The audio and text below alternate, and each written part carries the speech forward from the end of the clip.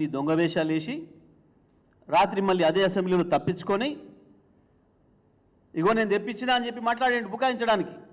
ఇగో నేను మాట్లాడిన రికార్డు తెప్పించినా, దీంట్లో నేను మాట్లాడలేదు, నేను స్మార్ట్ మీటర్లే అన్నా, స్మార్ట్ మీటర్ల వల్ల మనకు అదనంగా భారం పడుతుందని అన్నా నేను అని తప్పించుకున్నాడు. మళ్ళీ రాత్రి ఏం చేసిండు? ఇంకొక దొంగ పని. మొత్తం పేపర్లకు తన ఆఫీస్ నుంచి పంపించి ఇగో మీటర్లపై దుర్మార్గ ఒప్పందం అంటే వీళ్ళది, మీటర్లపై మోసం, మీటర్లపై దుర్మార్గ ఒప్పందం. ఎవరిది దుర్మార్గం? చెప్పిన వాడిది దుర్మార్గమా? రాసిన వాడిది దుర్మార్గమా? చూడలేదా మీరు? శాసనసభలో జరిగిన చర్చను వినలేదా?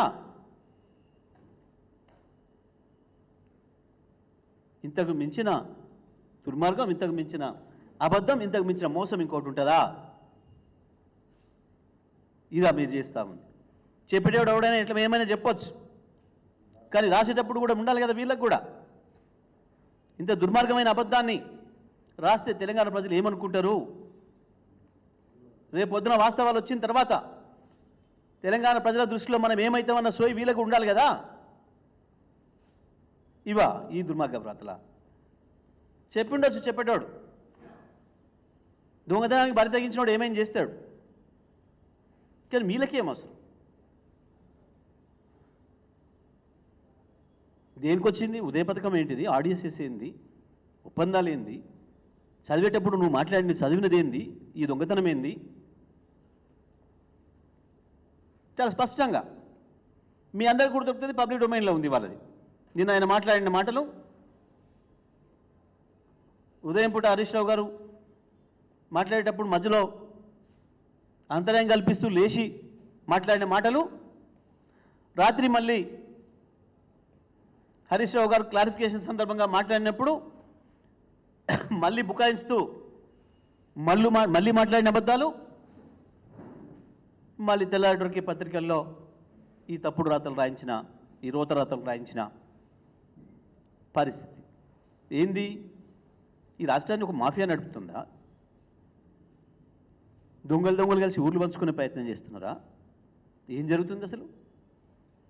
ఇంత బహిరంగంగా, ఈ రకంగా, ఇంత నిస్సిగ్గుగా, ఇంత నిర్లజ్జగా ఇన్ని అబద్ధాలు రాతలా? ఏంటిది అసలు జరుగుతున్నది ఏంది? తెలంగాణ రైతాంగానికి, తెలంగాణ ప్రజలకు తెలియాలి. తొందరలోనే ఈ రాష్ట్ర విద్యుత్ కన్జ్యూమర్లందరినీ కసాయిలకు అప్పచెప్పే ప్రయత్నంలో ఉన్నాడు రేవంత్ రెడ్డి అండ్ గ్యాంగ్. తొందరలోనే విద్యుత్ కన్జ్యూమర్లు ఎవరైనా సరే, గృహ వినియోగదారులు కావచ్చు, పారిశ్రామిక వినియోగదారులు కావచ్చు, వాణిజ్య వినియోగదారులు కావచ్చు, రైతాంగం కావచ్చు, మీటర్లు బిగించడానికి, స్మార్ట్ మీటర్లు బిగించడానికి తీసుకుపోయి కసాయి వాళ్ళ చేతిలో మన తలలు అప్పచెప్పడానికి జరిగే కుట్రలో భాగమే ఇవాళ రాసిన ఈ రాతలు. తెలంగాణ రైతాంగానికి, తెలంగాణ విద్యుత్ వినియోగదారులైన ప్రజలందరికీ బీఆర్ఎస్ పార్టీ నుంచి విజ్ఞప్తి చేస్తూ ఉన్నాం. ఇవి ఉత్తగానే రాలే, ఉద్దేశపూర్వకంగా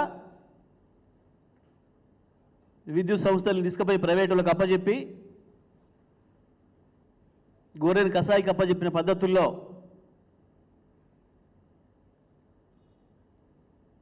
కేసీఆర్ గారు 10 ఏళ్లుగా కడుపులో పెట్టి దాచుకున్న తెలంగాణ రైతుల్ని కసాయిలకు అప్పచెప్పే ప్రయత్నంలో భాగంగా చేస్తూ ఉన్నాడు. ఇదంతా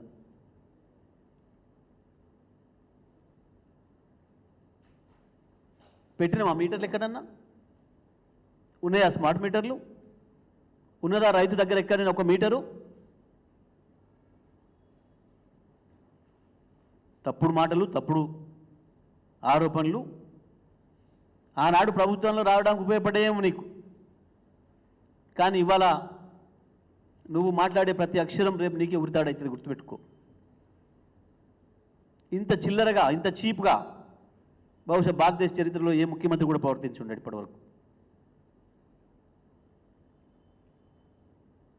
ఇదా పత్రికల మీద పేపర్లో ఉన్న రాతల్ని కూడా సగం మింగి మోసం చేస్తారు ఆ ప్రజల్ని. అసెంబ్లీలో కాసేపు తప్పించుకోవచ్చు నీ మందబలంతో, కానీ వాళ్ళ ప్రజల్లో ఎట్లా తప్పించుకుంటావు?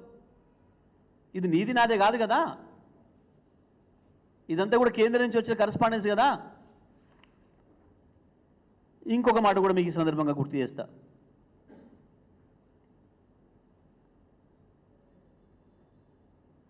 నిర్మలా